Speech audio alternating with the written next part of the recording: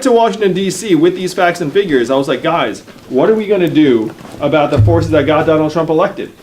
And most of the people I talked to were Democrats because I'm a Democrat and I was appointed by the Obama administration, so I could go to their offices and say, what are we going to do?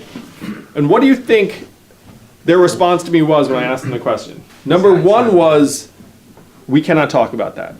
That was number one. Number two was, we should study that.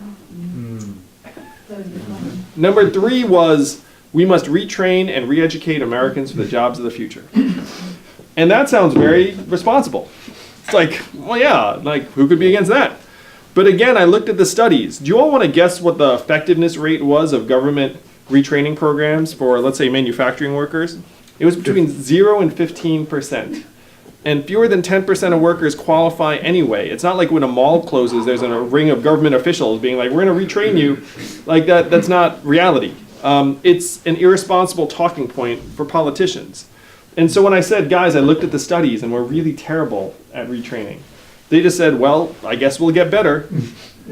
And then, I walked out of there and was like, oh my gosh, are we so far gone as a country that our leaders cannot even acknowledge the elephant in the room that's tearing our communities apart? Yeah, that's where we are. That's where we are. That's what the reality I had to accept when I was leaving Washington, D.C. after these meetings. And there was a senior official in Washington, D.C. that said to me, he said, Andrew, it's a very interesting set of facts, but you're in the wrong place. This town, Washington, D.C., is not a town of leaders. This is a town of followers. We're never going to do anything about anything you're describing.